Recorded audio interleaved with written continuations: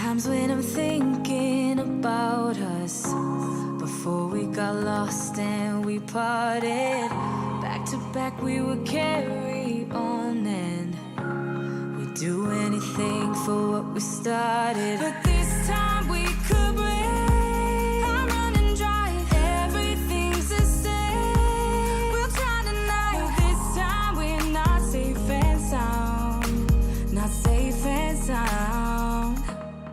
What if I'm no good for you? What if you're no good for me? Yeah. What if I'm no good for you? What if you're no good for me? Yeah. Sometimes when I'm reasoning about us, I know you got me, it's so effortless. Back to back we would carry on and we'd do anything for what we started. But this time we could break. I'm running dry, everything's the same. We'll try tonight. This time we're not safe and sound, not safe and sound. What if I'm no good for you? What if you're no good for me? Yeah. What if I'm no good for you? What if you're no good for me? Yeah. What if I'm no good for you? What if you're no good for me? Yeah. What if I'm no good for you? What if you're no good for me? What if I'm no good for you? What if you're no good for me? What if I'm no good for you? What if you're no good for me? What if I'm no good for you? What if you're no good for me? What if I'm no good for you? What if you're no good for me?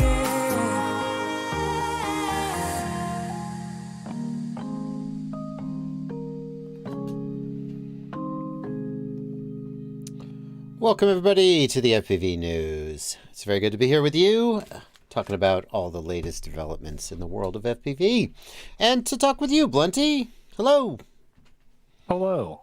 It is Tuesday. And that As means we're usual. going to do the news today. Yeah. Tuesday News Day. Tuesday News Day. That's right. Tuesday News Day. Can't do the news on Wednesday. Does not rhyme.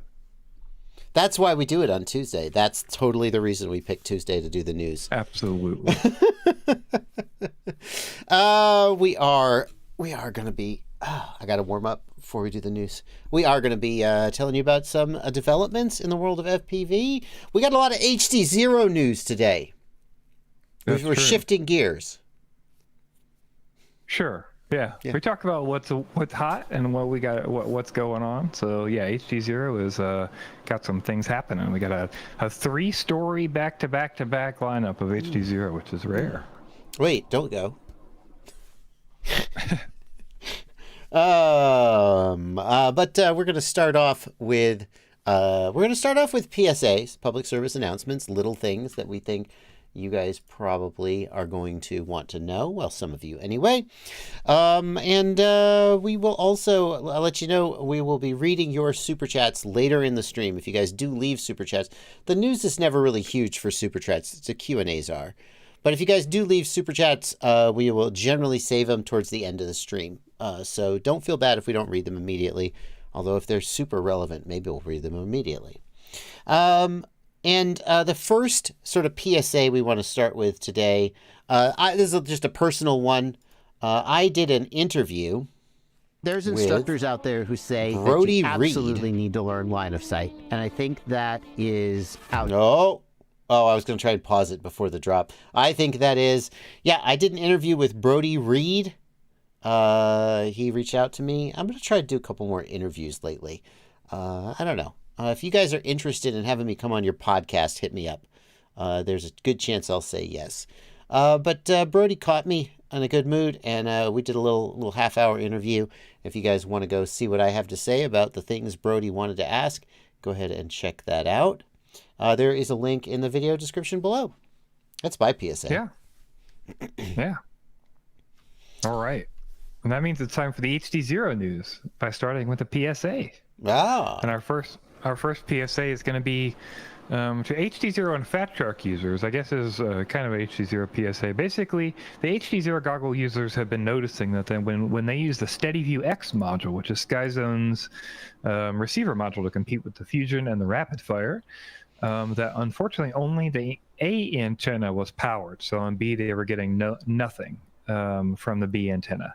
And it turns out, after some looking into this, that SkyZone has recommended that these users cut off the RSSI B pin as shown in this picture. And that will stop this from happening and let that function properly. Then a user asked, well, what happens in an O4X goggle if that RSSI B pin is not present? And he says, basically, if you enable the RSSI OSD, you cannot see the RSSI B value on the OSD, but otherwise there's no effect to the module. So if you're having issues on either HDZero goggles or also Fatshark goggles with this Steadyview X module, you can cut that pin off and you can get proper functionality again. Yeah, and I don't understand entirely what's going on here, but presumably those pins have the RSSI values for the two receivers, and then the goggle does something with that information. Because if all it did was display the RSSI, then it wouldn't be affecting the module actually being used. I suspect there's something else going on that pin, like some data or voltage being sent down that pin by a normal bay or something. Oh, Vanover's here. Vanover! Good to see you, man. Can someone teach him how to fly an FPV drone? Vanover's drunk.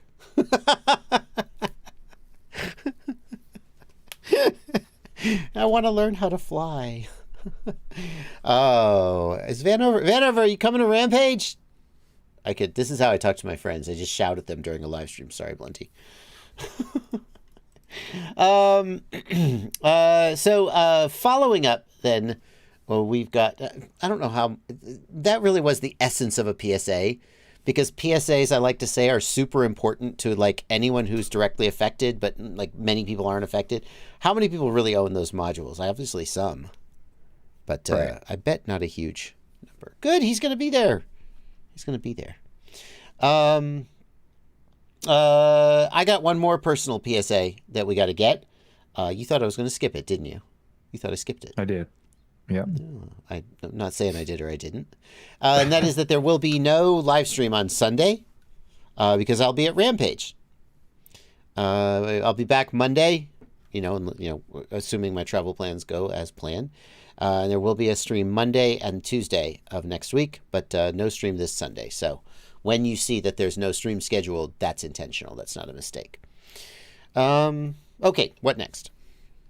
And next we have a follow-up. We talked about the HDZero optics issues. People were having problems with their HDZero optics shifting inside of the goggle. Some users are also reporting loose focus knobs and things like that. HDZero recognized that was an issue, but said they were having trouble, just timing basically. They were out for a little while. Optics suppliers, they were trying to get optics in, try to plan everything out and get it all done.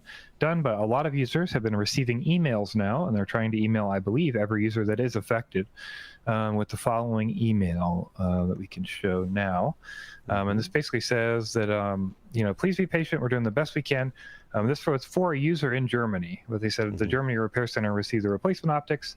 So basically, they're giving users two options. One, they'll send you a prepaid label, and you send the goggles back, and they'll get them fixed and then send them back to you. Or you can also attempt to get the replacement optics to yourself and then replace the optics yourself if you have any reason you would want to do that. Some users have requested to do that, so they've included that option. And then if you happen to break those new optics, you don't pay the full price, but you pay the loss on optics, which is $200 USD. So that seems like a pretty fair deal. If you don't want to deal with shipping and you think you can handle it, you can replace it yourself. But if you break it, you pay for it, and otherwise you ship it to them and they fix it for you.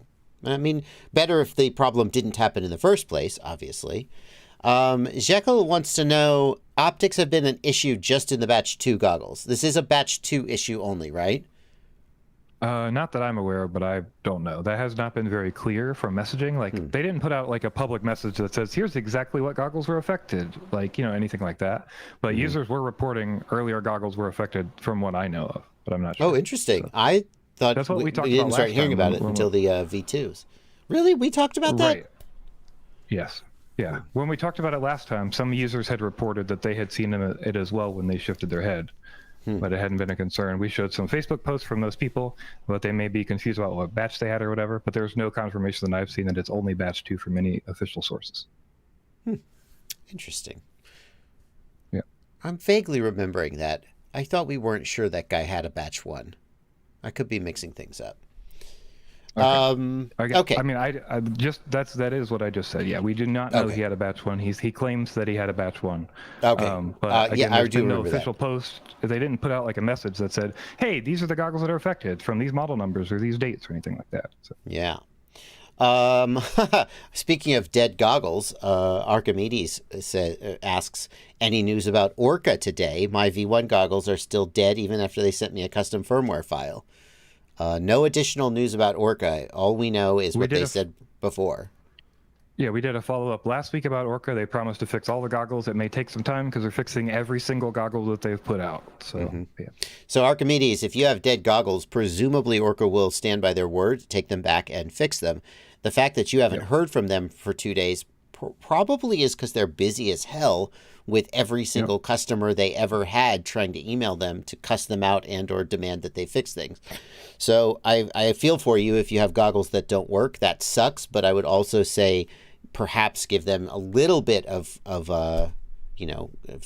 latitude because they're probably overwhelmed. I don't know. Yes. Or the hell with them, right? Sure. Vanover's just out of nowhere starting shit. I tried HDZero and lost video every time I went behind a solid object. I bought the HDZero goggles and love flying 90 FPS, but it sucks the 1 watt VTX is too big, and HDZero responded to this issue with change your frame, as if Vanover's going to change his frame. Yeah, no.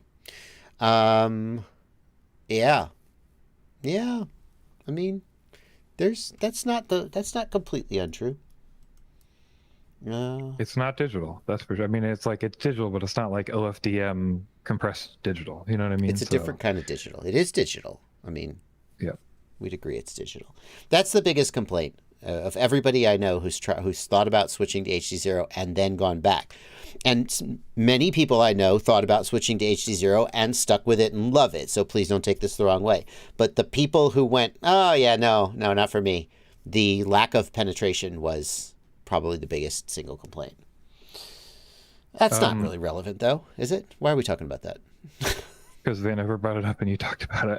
But I'll say, I did see that Carl is testing a beta version of 540p60. So 540p60 would be half of the required bandwidth of 720p60. So in theory, you'd be able to get farther on that before you get breakup, because that system doesn't do compression. So it's not like you're getting a blurrier image, you're getting loss on that system. Right. So I would think loss of lower bandwidth would help you quite a bit.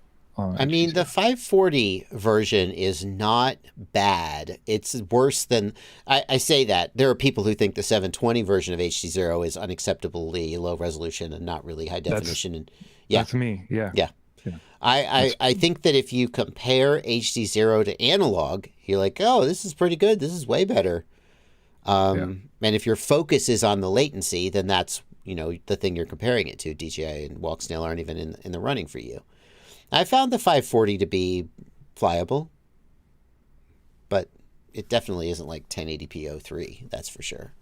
I have not tried it, but I would have guessed looking in my 04Xs at the HDZero 720, I would have thought it was 540. That would have been my guess. It's not 480. I think it's better than that. Well, but if you look at DJI 720, you're looking at a nice compressed image. And so when you compare DJI 720 to an uncompressed raw 720, which I believe that they're sending 720, but when you look at it, No, I agree compare completely. it to similar 720, it's just hard to see the same, that comparison. Right. I've said that. In fact, I've said that it seems like about 540, but that's just an off the cuff number. Like they're sending 720 by 1280 pixels, but the actual resolution of the image in terms of detail is lower than that. My thinking was, great, if the image is already 540, why not just send 540 pixels? You may not be losing that much. But the 540 does look a little worse. So I just tried, I was just shooting the shit. I actually started a build with the Volador frame, and I was going to put the Freestyle 1 watt VTX in it. Won't fit. Too big. I mean, it technically will go between the standoffs with like 1/2 millimeter of clearance. But then as soon as you put the ESC in and there's wires and shit, nope. So I literally was like, okay, I tried.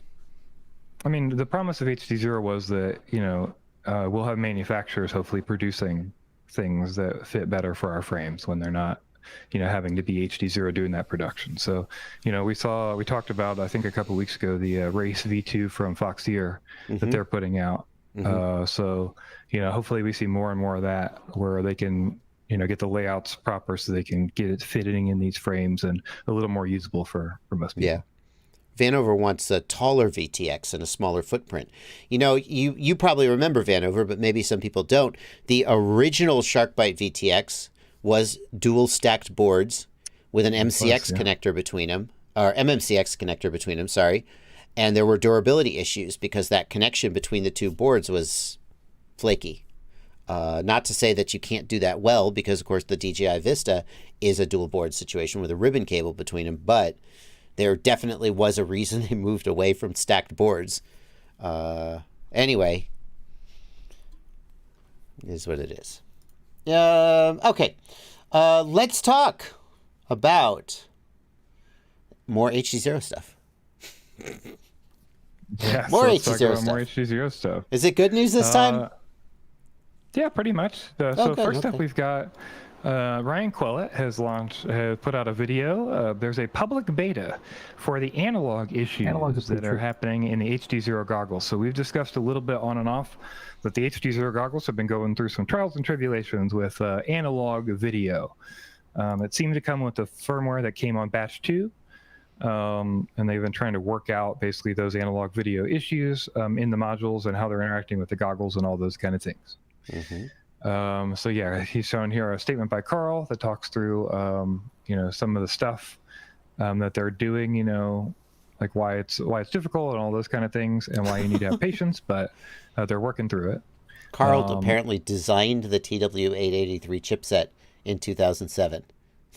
Yeah, that's one of the things we discussed. If you haven't watched it, you should watch the interview. We talked about it, of course, when it came out with Chris Rosser that he did.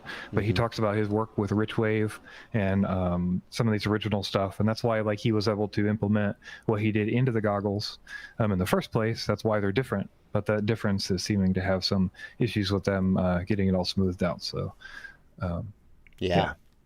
Ryan Quellet seen here addressing his demands to the UN from his lair. $1 billion, and I will make analog work correctly. Pinky to mouth.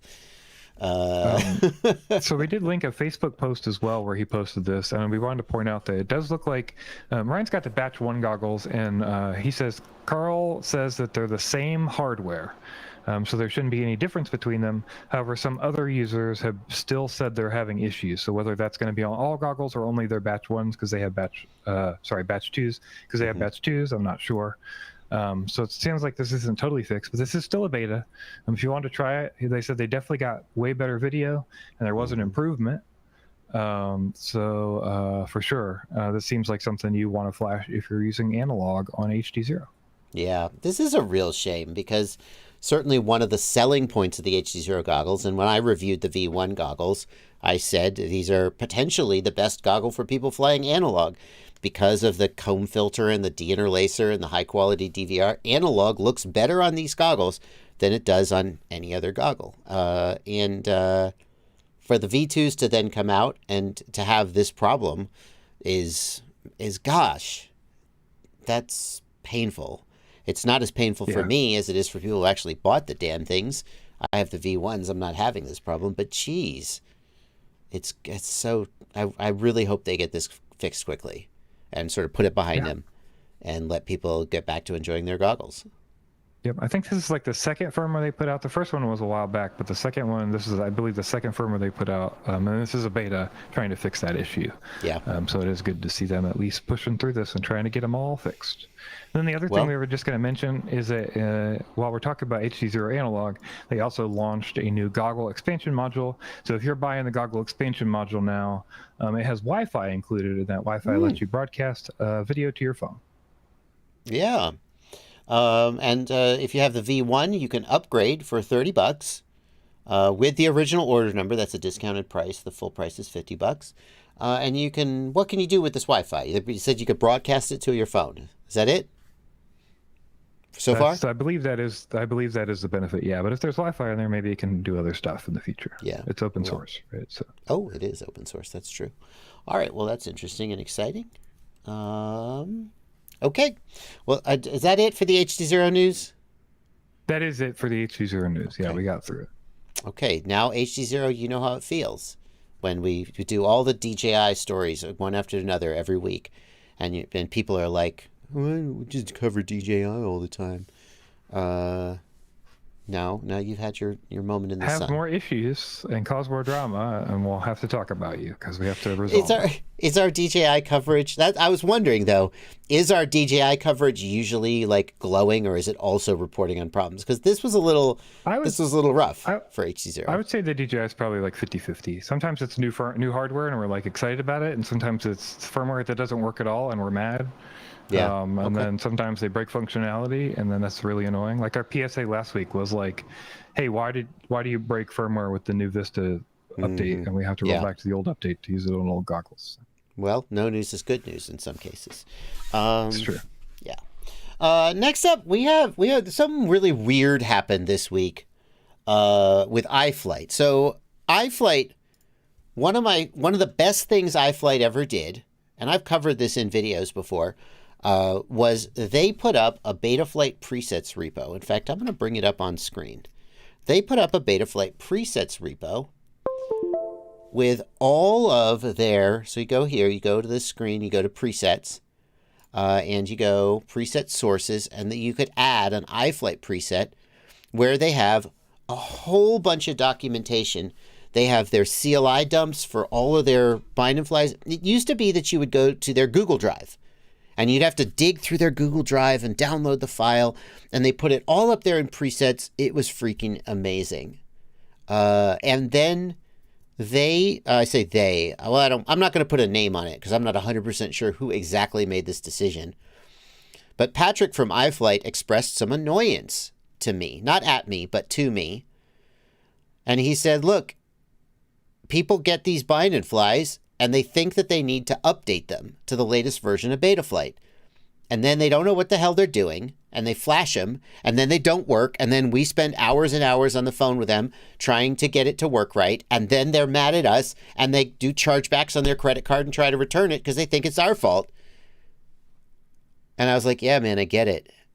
That sucks. I even thought to myself, I'm going to try the next time I review an iFlight thing. Like, I sometimes show how to update them to the latest, like, because I think maybe you ought to. But maybe I'm going to just say, man, you don't need to do that. But then they took action. Yeah, They took so action. the first post was a little rough, but we didn't include that one because they immediately kind of basically after that posted another post, and we'll show that one. So Patrick posted on Facebook on the iFlight group. Basically, the original branch of the presets has been taken down. So if you had the old presets up, doesn't work anymore. Basically, they're saying that they're frustrated because there are half tutorials. There are people who get confused because they don't see the whole thing or they don't look at the warnings. And then they just apply a preset, their stuff breaks, and they complain to iFlight. Mm-hmm. So instead, they're trying to reset the presets, get everything set up so that people know exactly what's going on with the warning guide that they've written, and they can know what's going on before they touch a preset again. That's the idea. Yeah. So they felt like the presets did not come with sufficient, like, for example, the very first video I made that mentioned the presets, I'm not sure exactly. I mean, I haven't watched it recently, but I said, oh, hey, by the way, isn't it nice that iFlight has these presets? So if you screw up your drone, you can easily get it back to defaults. And then I went on with the review. And I didn't say, oh, by the way, like if you do this wrong, you'll screw up your whole drone. There was no disclaimer. And iFlight, I think, I feel like they're trying to do something good here, which is they're trying to sell drones to people who are not super technical FPV hobbyists. And as a result, you need to dumb it down a little bit, I guess, is the takeaway. Yeah, they've also said that they don't trust 4.4. 4.4 is too new, and users are still having issues, so they're only providing 4.3.2. He mentions advanced users, so I believe if you email them, you can get that information. Yeah. Yeah, and then basically they're updating their guides on Freshdesk, and then he also says he's working with Betaflight developers to try to fix flashing, but of course, who knows where that's going to go? Because try to change the process of flashing. I mean, that would be cool, but I know how that stuff goes with Betaflight developers. So yeah, I do think that there's room for improvement there. Like one of the things I thought was like the Betaflight default. They did some work on this with the return to defaults button and warning that that's not going to return you to the factory defaults. I think it would be really nice if there was a way to store some reference to the original factory settings. Like my perfect world would be one in which there was enough storage space to store the original factory CLI dump in a protected partition or something, so that at any point, no matter what you've done to the quad, you could flip a switch and it would go back and sort of re-image itself back to how it was from the factory. That would be amazing. I don't know if that's possible, but like that would be great. At the very least, though, some kind of a warning. Hey, you don't need to really update this, and if you do update it, none of your shit's going to work. Yeah, it's hard because, yeah, I mean, you basically, I think the question is, do you become responsible for that as you introduce more tools that maybe necessarily don't work as easily? So if you add more things to the flashing process or more warnings and stuff, and then it becomes like messed up because of that, or it adds complication, is that actually beneficial, or does that actually just hinder people from learning the process? Like I definitely understand both sides of that idea. You know what I mean? Yeah. Like right now, it's not that hard. There's not that many buttons to click, and there's not that many things to do to flash a flight controller. But that also makes it so you can flash it very easily and wipe all your config off of it. Yeah. So, I mean, I always show flashing and then loading the correct configuration. So for an iFlight bird, I would find the correct 4.4 update or a CLI dump, and I would load it. But people like, for example, they'll have a Crossfire or an Express LRS receiver, and they'll load the FreeSky CLI dump, not realizing there's a difference, and then their receiver won't work, and they'll be like, my shit's fucked up. So, yeah, sorry, what were you going to say? So, one thing I'll say, though, let's look again at the last thing he says here. I think this should really important, because I really like this idea, and maybe this is one way to come towards a solution. Number 6 is, he says, we're thinking of including a USB drive with every bind and fly. The benefits are clear. You'll get a factory preset on the drive with instructions to rescue your drone. Also include videos for quick start as well as warnings. I think that's great. I think like that's a wonderful way to go. A USB drive is going to cost them $1 or $2 a piece at wholesale to get a tiny little USB drive that they can send to everybody. And then if you could have that dump available, that's great. I mean, that's perfect. Then you can't complain. Oh, I forgot to dump my thing. Well, just plug in the USB drive we sent you. And all the info's there. So I think that's a good idea. Hang on. I'm really happy with this outcome, though, because when they deleted their presets repo, my first thought was, oh, my God, they just flounced the internet. Yeah. And I thought, I get why you did that, but that's not the best way to proceed and not the way to solve the problem. And it's really nice that that was just the beginning. They were just trying to sort of break that chain of bad information. And then they started taking positive steps to actually fix the problem. And I'm super happy that they're taking that attitude. iFlight is good for the hobby. They do good things. I agree. So, okay. BSEB FPV says, it kind of sucks they don't want to support 4.4 because it gives you the HD OSD.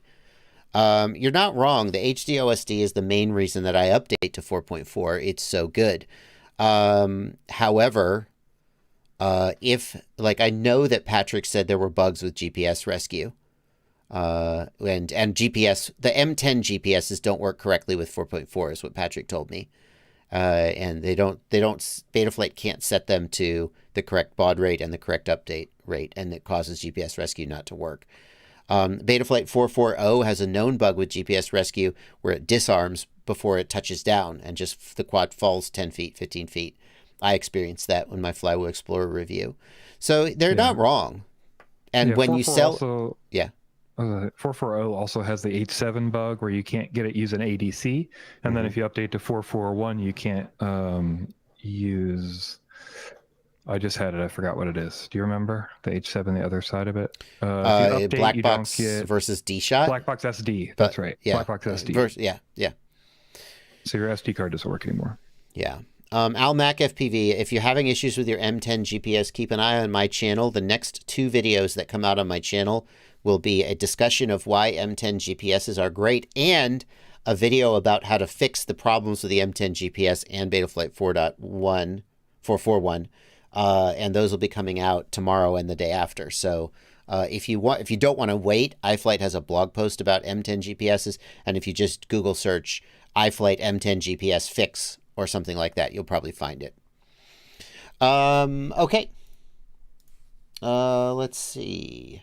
Oh, it's time. It is time. It's time. It's time to pay the bills. And today, once again, Keto Chow is our sponsor. I've just got a great big bag of Keto Chow here to... Oh, yeah. Smell that? Look at that. I'm going to say they do not officially recommend snorting Keto Chow. Well, they may not recommend it, but, you're not supposed to take 4 scoops of pregame workout either. But, boy, look at the gains that you get. We got some Keto Chow snickerdoodle here. Actually, let me... I've done this wrong, Blunty. I forgot to... damn. I have to pull up the actual ad read so I can do this correctly and pay the bills. Is the ad read in the May 9th? No, because we didn't do an ad read then. Hold on.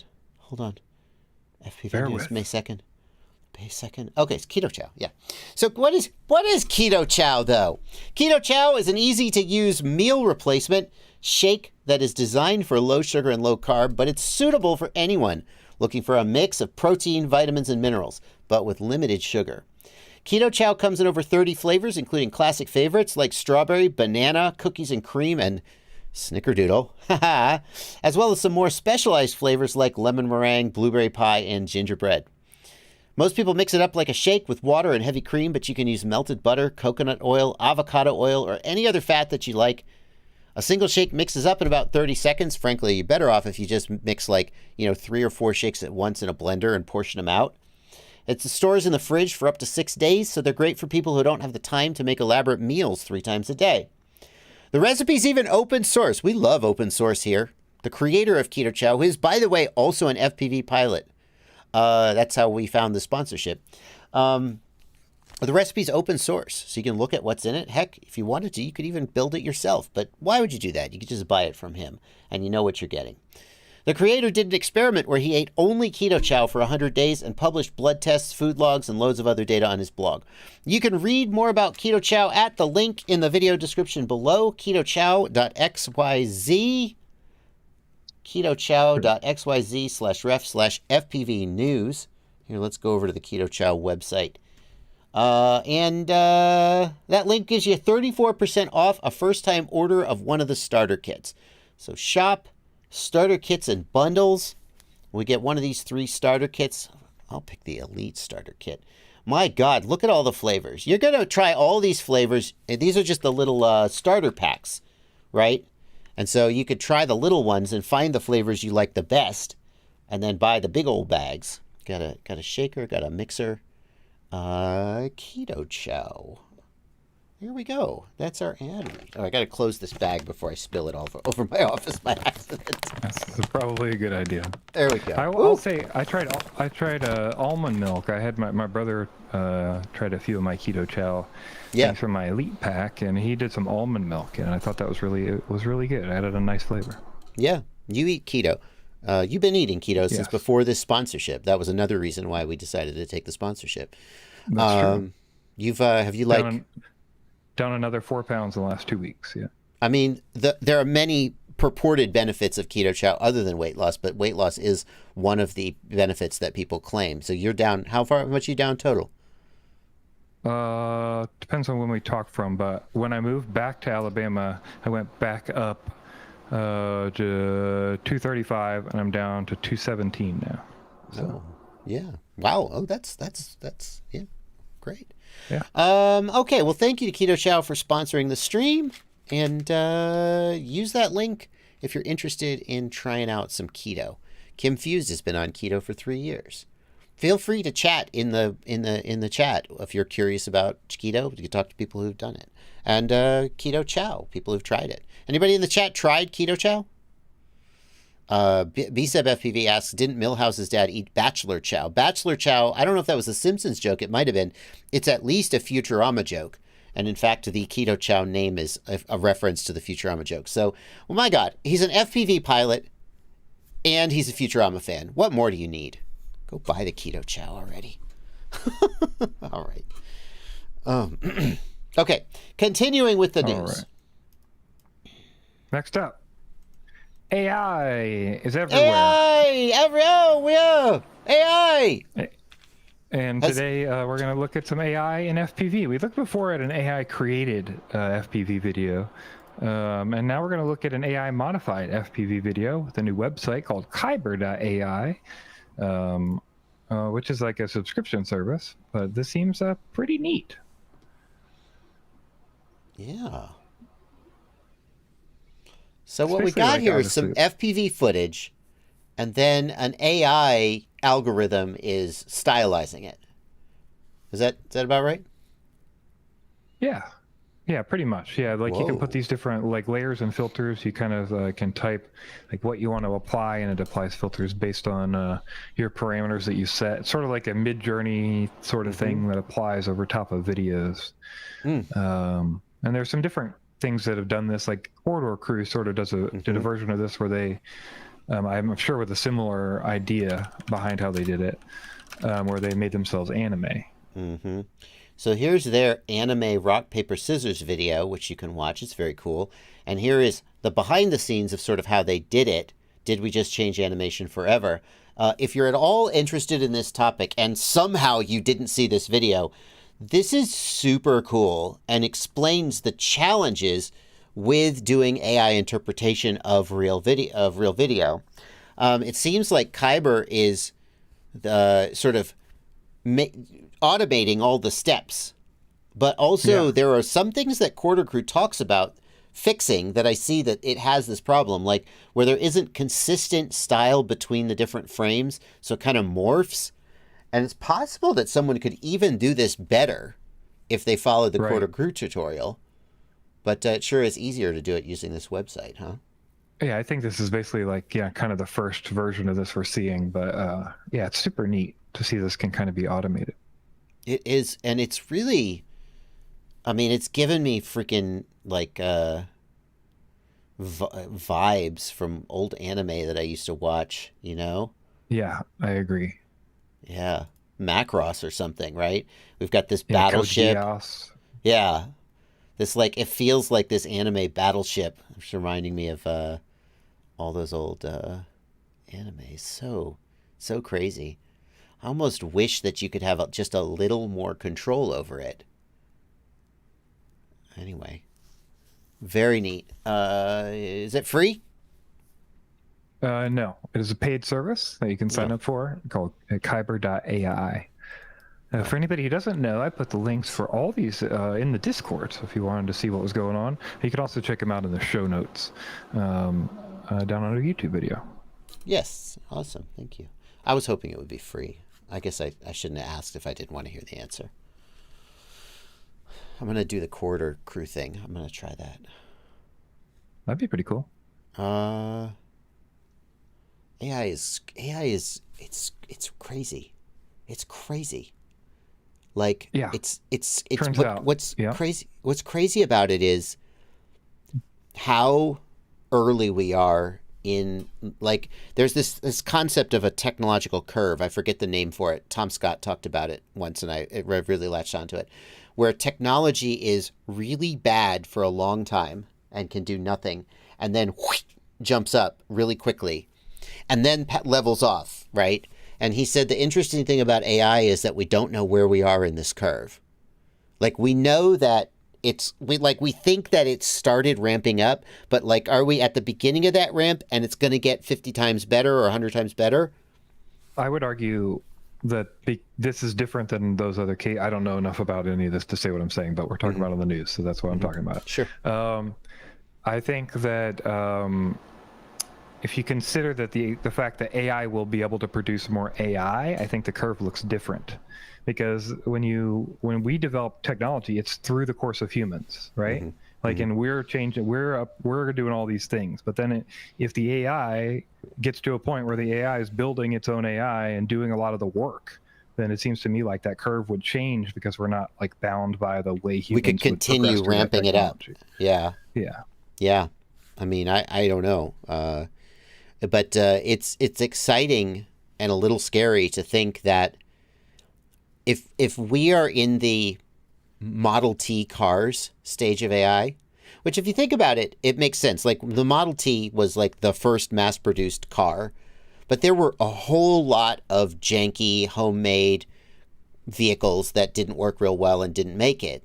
And that's sort of like, it feels like where AI has been, and we finally hit the Model T and it's like doing something useful. I don't know if that, maybe people would disagree with that analogy, but if that's true, then it's got a lot of room to get way better. And given like what it can do right now, it's astounding. I think it would be insane to think that it can't get way better.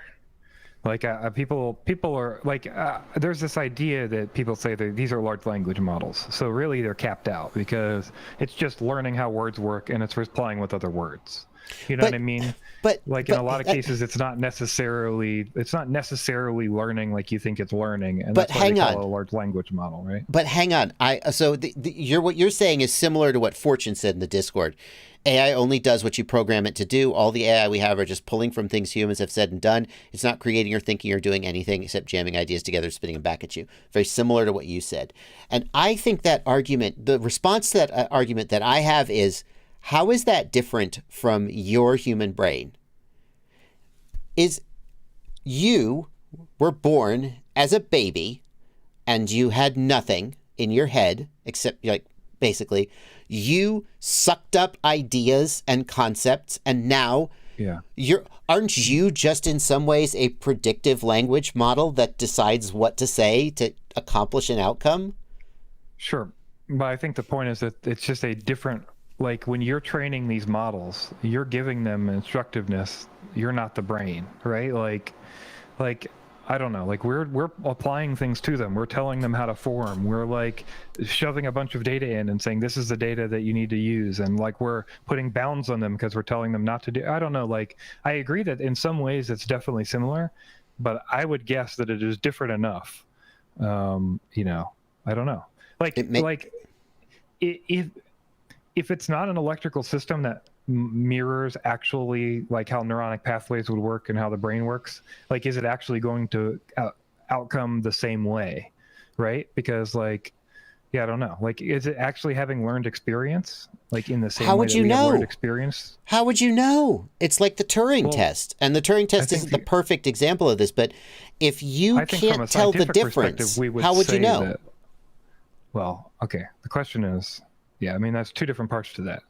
One is there something in the brain that's happening that causes us to recall things based on different methods, and like we access that information differently than a large language model would, right? So that would mean that we would come out with different results. And the other thing would be, does it, like you were saying, does any of that matter if the output becomes the same indistinguishable thing? But then people would say, yeah, but that's what art is. right? So people are going to tell you like, oh, that's true, but what a large language model will produce wouldn't actually be art. Art comes from this idea of this imperfect neuronal pathways and experiences and all these things. It right? sounds like this is similar to the question of like, is there a soul, or are we just sort of bundles of electrons bumbling around through the world? And I think if that's the case, then it's a fundamentally unanswerable question. And because you have to define, like, I think that if you had a language model that was indistinguishable from a conscious living human, then that distinction, you would have to convince me that that distinction mattered. And I'm not sure what basis you would use to convince me that that distinction mattered. So let's extrapolate. I mean, I don't know how long we're going to spend on this. Well, let's extrapolate. Oh no, this is. I'm down for this. Forget the rest of the news. Let's extrapolate for a second. Okay. So if you let's set up a version of this where we just make up a thing directly. So if you say, hey, I'm going to program this for every question I could ever ask it to respond like the X human would respond. Is that satisfying enough? Because it would satisfy the you know what I mean? Like, because that's essentially what we're saying. If I were to literally program an infinite number of pre-canned responses. Yes. Nobody would know the difference, right? So is that really a human? Like, I guess that's what I think the argument boils down to in my head, right? Because that's what we're claiming, is we're saying if there's enough pre-canned responses and enough ways that's learned how language works. But don't we do that? Let me ask you a really offensive question that is nevertheless has some truth to it. Okay. Don't we do that with humans? Imagine a human who has a chromosomal issue or a brain injury, and this person has an inability to speak and express themselves in a way that people consider normal. Okay. In a lot of ways, some people, I think of that person as less human, and I'm not arguing for that.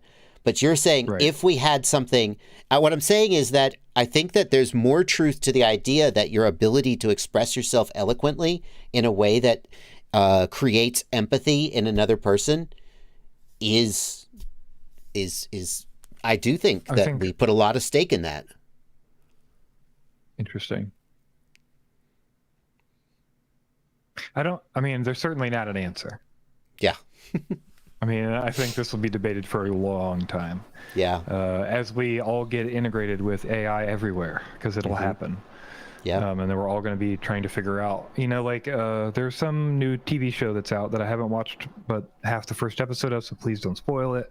I can't remember the name of it either, so maybe you can't spoil it, but you'll probably remember what I'm talking about. There's basically it's a show where somebody wakes up after a long time and everybody else is on AI, right?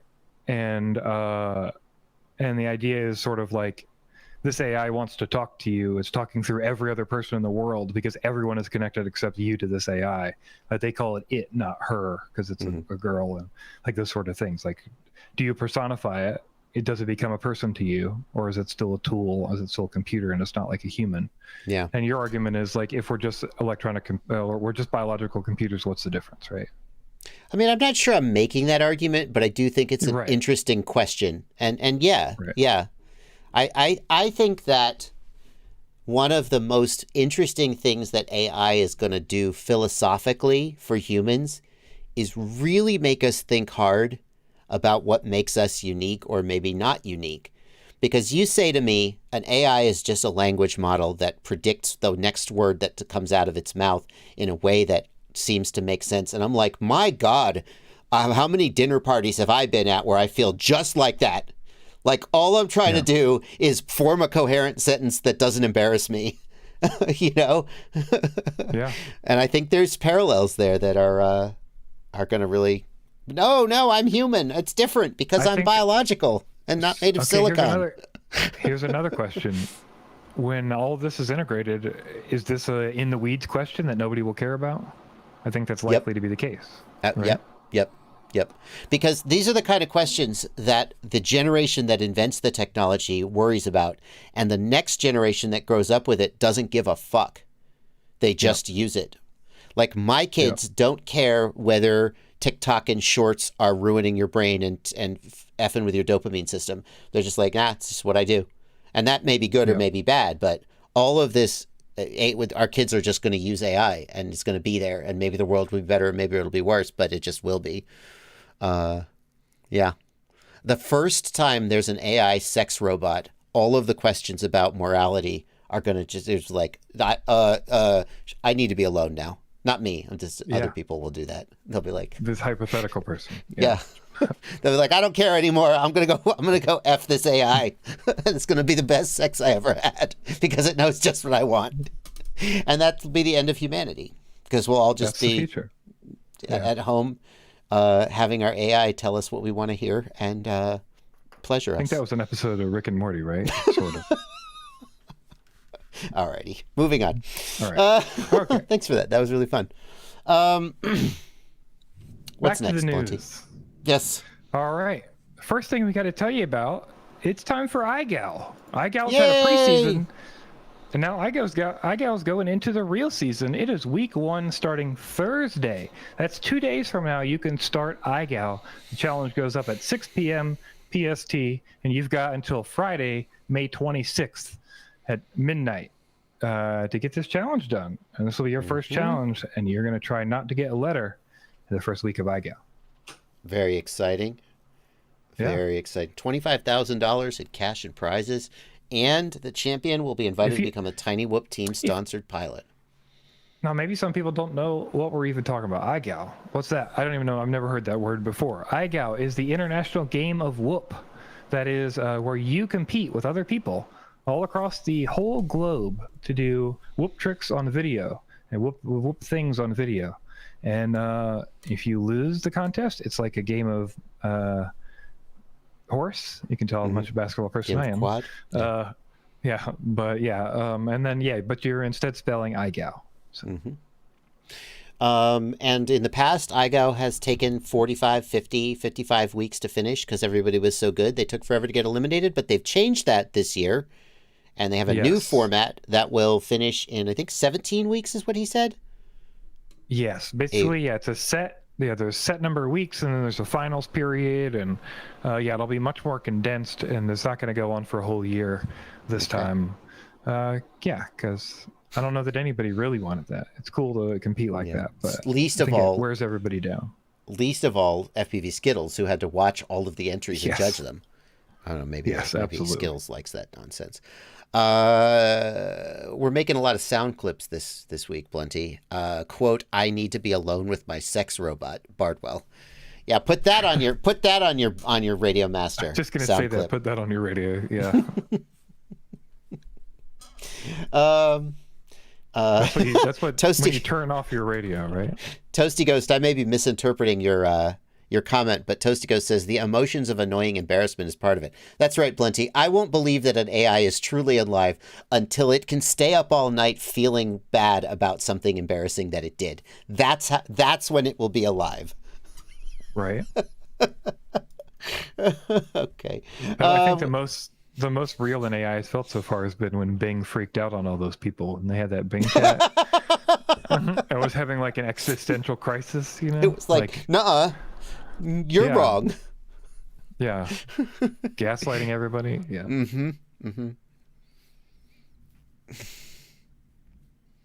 It's weird how little you have to do to act like a real human. Like, ChatGPT is an extraordinary accomplishment, and yet in so many ways it is so obviously like wrong and fake and messed up. And yet it feels like you're talking to a person, just a dumb one. Crazy. Yeah. Okay, we got another event. This one is the Killa Kwads Race Series. The Killa Kwads Race Series has already had one event, but we want to let you know about the series in case you hadn't heard. Or maybe you forgot that something was going on. The next event is going to be June 3rd in Birmingham in the UK. And it's going to be, I believe at the Bromsgrove Rugby Football Club. You got to give me Imager links if because I'm not in any of these groups. So the links are in the video description if you want to sign up. I can't show you the page because I'm not in the groups, and I guess I could have joined the groups beforehand.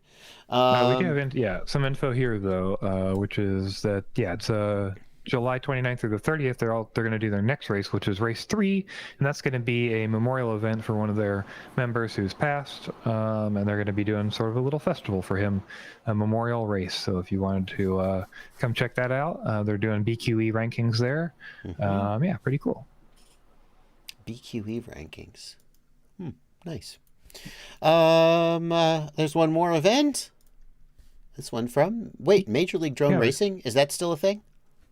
Yeah, and it's actually going to happen. They had practice, and the practice happened, and now they're going to do the event. So in, 11 days from now, the first MLDR event will happen. We've heard Major League Drone Racing coming for a long time.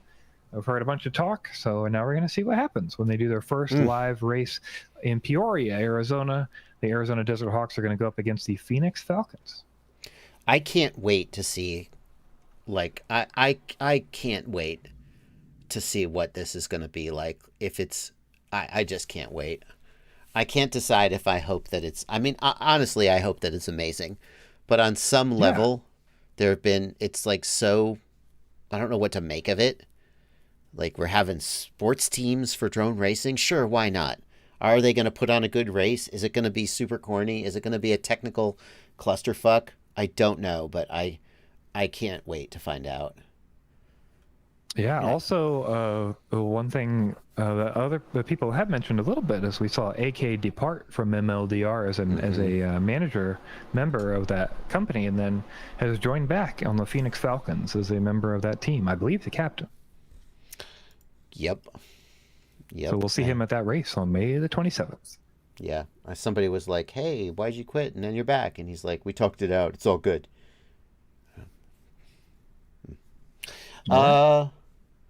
There's one more race, another event. We got so many events. It must be the spring. More events. So many events. It's Event City out here. Street League has their second race coming up, and it's at the flight test place at Edgewater Air Park in Ohio. So if you want to come hang out for that day, you can definitely do that. They're going to be doing their Street League races all weekend. $75 for the weekend, and you get there's some food available at the clubhouse. It's going to be from the 19th to the 21st. Street League is the 7-inch spec racing that sort of emulates the DRL Racer, but it's open built quads that you build yourself. For those who are wondering.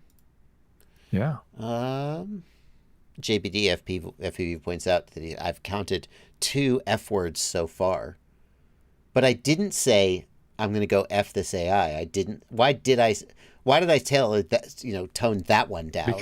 Because that wasn't that was a describing an action, not in frustration. Yeah, that's fair. I felt like I needed to. I felt like that was a quote I didn't want out there in the world. I think that's fair. Okay. Okay. Cinematic of the week is next. All right. Next up, this is the second Avalanche we've had on the show. Is it? People kept emailing me, and they're like, "Hey, check out this Avalanche video," and I was like, "We already covered that." No, this is a different one. Surprisingly, we didn't. There's a different Avalanche video from a different person. That we wanted to give you a look at. So definitely a different kind of shot. I believe this was unplanned. We are not going to play audio because a lot of times the music on these things gets us copyright strikes, although Mactac only has 7K subscribers, so maybe it doesn't matter. But the other reason we don't play all of the video is that Mactac deserves the views from this. So I'm going to show just a little bit of it, just enough to get you interested, and then there is a link in the video description below. Wow, 584K views with 7K subscribers. This video is popping off for Mactac. There is no music? Oh, okay. All right, we'll play this then. I don't like to take chances. This is not live audio, is it? This is Foley audio. Right. Yeah, it's just Foley audio. Yeah, okay. I'm not that interested. Is this a... Oh my goodness, this looks like a waterfall, not an avalanche. Is this a waterfall? No, that's an avalanche. What the hell kind of avalanche looks like a waterfall? That's my understanding anyway. It's just all the snow coming down, but I don't know. I think there's some water in there. Oh, wow. See? Wow. That's a hell of a thing. It's like a little river of snow. Ooh. I think get that's your one of the kayak. reasons they can be so dangerous. Yeah. You gonna tell me you know about avalanches now too, Blunty? Are you? Wow. That's I've something. watched a few random YouTube videos before. It's moving here too. It's like it's melting and it's like losing its stickiness. Whoa. Oh, okay. All right. I'm gonna watch this whole video, but I don't want to do that. I want to throw the views to Mactac as is right. This is really cool. That's I think better than the previous Avalanche video. No offense. It's like close and he's chasing the whole thing. The other one was just like one view of it. Very cool. All right. Next up, we've got a video for a segment I'm titling Sick Trick. Okay. So I know this one. I saw this one. Okay. Go ahead. So, I don't know. Normally don't show FPV freestyle or tricks on the show, but it seemed like a pretty sick trick. And this is Billy Hacket. Billy Hacket. Don't sleep on Billy Hacket. What? Do you want to see it again in slow-mo? We can do that. Don't sleep on Billy Hacket. He is, whoop. Sure, why not? Luck. Pure luck. Second try, though. So definitely a lot of luck. Second try. Woohoo! Now look. Technically, he was upright. He was almost upright by the time he went through that first one. No, this is a great trick. That is insane. That is well worth a look. Kudos to Billy. And by the way, yeah, Phantom. I sent this to Phantom FPV, and Phantom said, "Did you read the description?" So, don't go flying with Phantom if you want to bring any of your quads home, because he will push you to break them. Okay. Let's read the super chats. Yeah. And then we got It's Barely News. We're going long today. Fancy Flyer, thank you for a $5 super chat. I have the walk snail system with the Pro Kit V2. This has the gyro in it. Can I mount the VTX upside down for any reason, or will that pose a problem with the gyro? So first of all, the sensor is in the camera, I'm pretty sure. So the orientation of the VTX doesn't matter. If the orientation was incorrect, you can fix that in GyroFlow. There actually is a new setting in GyroFlow that tries to auto-detect the IMU orientation. I have a tutorial I did. It was a tutorial where someone gave me a crash course in GyroFlow. And I want you to check this out. It goes over this process, including specifically the walk snail system. But this will show you how to get your orientation correct. And I want you to go find this video, Joshua Bardwell. I got a crash course in GyroFlow, why walk snail doesn't work, and it will tell you what you need to do. I got a super chat from Hugh Bradburn for $2. Deep thoughts with JB and ItsBlunty. Love it. Yeah, getting really deep. Yeah. Ben D, thank you for 22 Canadian dollars. I'm going to guess your last name is Dover. Thank you for all your help every day, says Ben. And my dad jokes. Matt Sanders, thanks for a $2 super chat. Betaflight 44 or 441, are either GPS safe? So Matt, my understanding is neither of those. The functionality that is missing is that when you have an M10 GPS, they do not auto-configure the baud rate and the update frequency. And many, if not all, most M10 GPSs ship at 1 hertz update rate, 1 per second. And that is not fast enough. That causes Betaflight to do the thing where it kind of goes when you're flying home, and it's just bad. If you manually set the GPS to a 10 hertz update rate and a 115.2 kilobaud baud rate, then it will work fine. But if you're used to just plugging in your GPS and having it work, that doesn't work on Betaflight with M10 GPSs. There is, as I said, an iFlight tutorial about how you can manually set this up. I have a video coming out this week if you want to watch me do it. If you have an M8 GPS, I think it's fine. Eric Dole, thank you for a $2 super chat. Just says, I'd be lost without you guys. And thank you. Thank you, Eric Dole.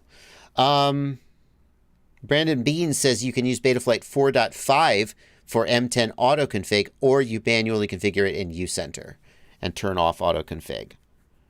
You have to turn off auto config. Yeah, I guess that makes sense. If you have an M10 that seems to be working okay, it might work better if you did this manual setup process. But it's also possible that the one you bought has good defaults and it's working correctly. Okay. Let's go to It's Barely News. These are quick little items that we don't have a lot to say about, but that we thought were interesting enough to show you. Sometimes we do. We'll see what happens, we do. Right? All right. So the first one is going to be, there's another remote ID option. We talked about a $49 remote ID option with the GPS, but that's going to $89 in the Drone Tag BS before. We've also told you about the Drone Tag DRI, which is a pass-through GPS option for $49. And today we're going to look at the CubePilot. CubePilot is a $39 option. However, it looks like it does not have pass-through. It'll instead take data from your flight controller to it, so it'll like pass over that GPS signal. Currently, it looks like it's only working with a limited amount of firmwares, like R2 Pilot, I believe, is the current supporting. Okay. Well, it's good to see how this stuff shapes up as we get closer and closer to September 2023, when individual hobbyists will be expected to comply. From my perspective, until it's got Betaflight support, it doesn't have a lot to do with me. But it's nice for those who fly Pixhawk. Oscar Liang has a... sorry, go ahead. That's fine. Next up, we've got Oscar Liang. He does all kinds of text guides, and everybody loves a text guide. I say everybody. A lot of people love text guides because they don't want to go back and forth in the video, or they like to sit down and just kind of sit through things and read all through them. So this is a good option for people if you wanted to learn about color grading in DaVinci Resolve. He has some tips for GoPro settings and color correction and how to do some of these things in DaVinci Resolve. Yeah, and I was on the fence about whether to cover this because color grading is a really deep topic, and I wasn't sure whether a sort of brief blog post like this had useful information in it. But I looked it over, and there is some useful information in there. I think that this was an okay starting point for learning to color grade. I think that most people who start with this tutorial and have no other experience, their footage is going to look pretty bad. But you got to start somewhere, and you got to be bad before you get good. And this is not a bad place to start. Alrighty. Next up, you might have heard, and I think we mentioned about this guy. If we didn't mention it, certainly everyone else did. It'll be the story before the one you're on now, which is the plane jumper. Mm-hmm. Can we do Wait, that? I got the wrong one? Yep. Oh, how did I guess I clicked the wrong one. Sorry. Go ahead. We've got the plane jumper, who people saw was a YouTuber who crashed his plane. Everybody did analysis of it and said, hey, that's fake. Obviously he did this on purpose for a stunt. A bunch of people said this, and now he has confessed to doing it for a stunt. This is real crazy because not only did he do this for a stunt, he did this for an ad for a wallet. They don't say which one, but we can guess it's probably Ridge Wallet, because what other ads have you ever seen for a wallet? Surely Ridge Wallet didn't approve this. I don't think they did, but I think he was being real dumb and thought he would make a cool video probably about jumping out of a plane and keeping his wallet or some shit. But anyway, he admitted to this. Not only that, he admitted in an email to an investigator from the FAA about a month after the crash, Jacob lied about not knowing where the aircraft wreckage was. Weeks before, he'd used a helicopter company based in Paso Robles, roughly 100 miles north, to lift the wreckage from the mountains and put it in a trailer. So not only did he fake this, not only did he crash the plane on purpose, then he hired a company to move the wreckage and hide it and lied to investigators. And after he hid the wreckage, he cut it up into pieces in a hangar and disposed of it in the garbage dumpsters at the airport. It's crazy. No one would ever catch. How did they catch him? Oh my goodness. Oh my goodness. This guy was a real class act. I But mean, yeah, now he's gonna be 20 he's gonna years. be in trouble. 20 years, I heard, No. is a potential Maximum sentence. penalty is 20 years for this. Like, there are so many ways he could have faked this without actually crashing the plane with just a little bit of creativity. You know? Yeah. I don't know. What a dumb... So if you needed to hear it from anybody else, don't jump out of your plane in the middle of nowhere and crash your plane, because that's not legal, turns out. That's really the end of the reasons why you shouldn't do that, but sure. Yes. Okay. Well, it's 2023. Yeah. right. Something good about the FAA? But he got a free wallet out of it. Oh, he's gonna get a lot. He's gonna get a free set of orange jumpsuit. Yeah. Okay. All right. Next up. Oh, nope. The one above that one. Dag nabbit, Blunty. What? I don't know how this happens. I blame you. All right. I don't Next know why, up, a startup is aiming to replace banner towing aircraft with drones. So if you've ever been around any major area in the U.S., I'm not sure if they do this everywhere, but I assume they do. At least in the U.S. and Florida and other places I've lived, they tow these banners around so people on the beaches and outside can see these banners for companies. And normally they do it with planes, so they've got to put people in them and pay them and fly the planes and maintain the planes and everything. And this company is saying they're going to save 90% of the carbon footprint and a bunch of money by towing them with drones instead. Well, that's fine, but this carbon footprint bullshit is such marketing nonsense. Yeah, it's a better carbon footprint, so it's better. Like, you know what? This is not where the carbon footprint is coming from. Is planes flying? It's so dumb. It's kind of cool. The way that they pick up those freaking banners is super sketchy. Do you know how they do that? Yeah. Yeah, it's like, it reminds me of like an aircraft carrier or whatever, Yeah. right? Where they catch them with a hook. Because the plane can't take off with the banner attached. And it's not going to like throw the banner out the door during flight.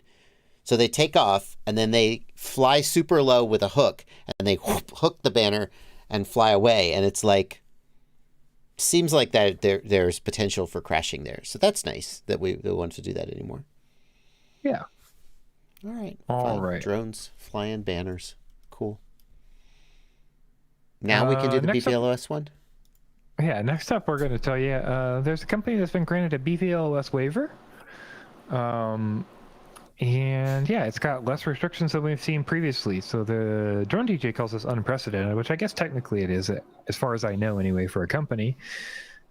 Basically, they've been given the rights to, in the specific area, do scalable drone operations. They can basically do BVLOS, have multiple people handling drones, like all the kind of things we've seen with some of these BVLOS testing waivers before. However, they're not going to have to implement ground-based or airborne detect and avoid systems. So something that's been a burden for them has been adding these detect and avoid systems that are basically a whole big infrastructure on top of the area that they're flying. And because they don't have to do that, this is definitely, not something we've seen before. Yeah. It sounds like they're specifically like looking at critical infrastructure. And so they're going to be able to do BVLOS inspections. Yes. Nice. That is. And also they technically will not need human supervision, which I don't think has also happened in any of those BVLOS waivers before. Cool, but no, we can't fly in a park though, right? Still can't do that? Correct. Okay, fair enough. Remember, looking through your goggles is not line of sight, but you can fly a drone. Flying a drone, country. right, over the internet remotely at a critical infrastructure site. Totally fine. Totally fine. Hey, well, you know, it's a giant club and you ain't in it, said the late great George Carlin. Think about that. What? We got a story about pizza? Yes, we do have a story about pizza. Isn't that fun? A pizza chain is promising. It's something I don't think they're going to do, but we'll find out. Because we've been doing drone delivery stories for a long time. Next pizza delivery may come to you via drone. Seattle-based Pogli. Oh. So yeah, they're promising to deliver pizza with Zipline. Now, it might happen because Zipline is around, but I can't imagine this is going to go very long. Zipline is promising to use their new system to deliver pizza with drones in a 10-mile radius. Oh, yeah. That makes sense. So, sure, but yeah, I'm not sure. And this chain has a bunch of locations. They're in the greater Seattle area, so you might be able to order this pizza chain. So this is all just Pagliacci Zipline pizza. marketing BS. This is nothing to do with the pizza chain. Correct. This is just Zipline marketing BS while news anchors talk about Zipline. Yeah, Is there any that's the mention only of the reason I- pizza other than at the beginning? No. Yeah, no. Next pizza delivery may come to you via drone. Seattle-based won't. Pagliacci Pizza announced that it's partnering with Zipline. The Okay, company's okay. drones fly more than All right, well, we'll see what happens. Yeah. Doesn't look like you can fit it like a 16-inch pie in this thing, though, does it, Blunty? That's like an 8-inch, maybe a 12-inch at most. You talk about designing their own boxes. I mean, who knows? Maybe they'll cut it in half. Isn't that's a, If my pizza you isn't imagine? round when I get it, I don't want it. right? Yeah, round. Pizza's round. Order half a pizza. Okay. Didn't order half a pizza. That's exactly right. All right. And last up today, stuff's going down at Gatwick again. It's not as bad as it was last time when they claimed there was crazy stuff going on. But they did have to shut down because the story is, and it seems to be the case, that a kid lost his drone at a birthday party and it ended up over Gatwick Airport. A father writing people- on Facebook asked if anyone had seen his son's missing drone. Yeah, people are able to put this together, and it seems to be the case. That yeah, they saw his post on Facebook. You can see there.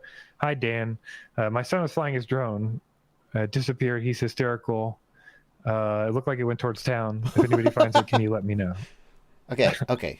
The one lesson that we should all take from this is if you lose your drone, and especially if you're near an airport, don't post on Facebook. Just take the L. Take the L Yeah. and hope no one Yep. finds you.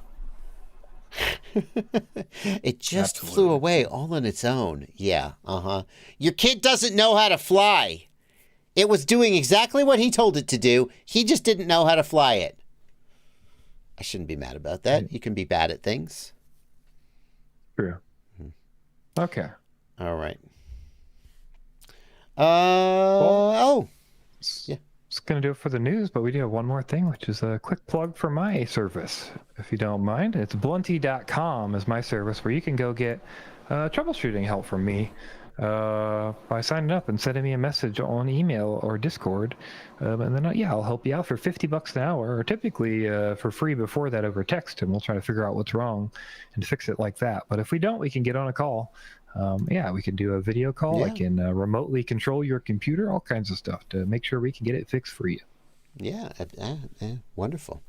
We got just a couple more super chats came in. One from Malik Asadi. It's a £5 super chat with no message attached. That usually means that they left the message in another chat. Malik asks, I forgot to type the question in the super chat, but where is the question, Malik? Why would a 45 amp ESC blow up when installing 6-inch props on 2207 motors after arming and hovered a few seconds? Was it a FetTech 45 amp ESC? Because I'm not saying they have a tendency to blow up, but they have a tendency to blow up. I'm guessing. How funny would it be if it was a FetTech 45 amp ESC? Regardless, the answer to that question is we don't know what the KV was. That's one thing. This is probably a reason. But assuming it was all reasonable, then it would be either you got a defective ESC, you had solder blobs somehow when you soldered it.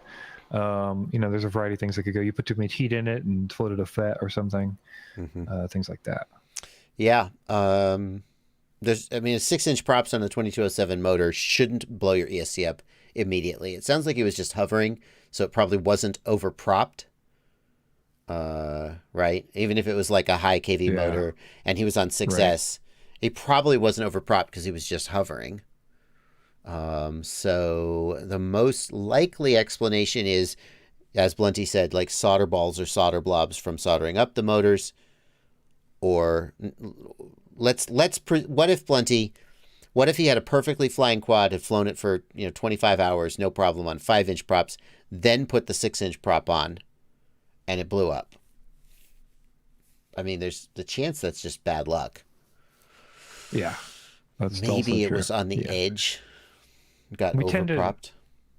From I'm sure you know this from doing so much troubleshooting, but we tend to think that the last change we made or the last thing we think we changed is the reason we have a problem. Yeah. So it's not always the case. Don't forget that. All right. Well, Malik, if you want to email me, jb@joshuabardwell.com, we can try and figure it out. Although, frankly, once the ESC blows up, it may be difficult to figure out the reason, because unless we can go, you clearly you had too high of a KV motor or something. It may just have been bad luck, and then we may not be able to really solve it. So that is going to do it for the news today. We will see you back here next week, as usual. Yeah, on Monday we'll see you for the JB Q&A, and on Tuesday we'll see you for the news. Correct. And no stream on Sunday. Yep. All right. Bye, everybody. Cool. Bye, guys.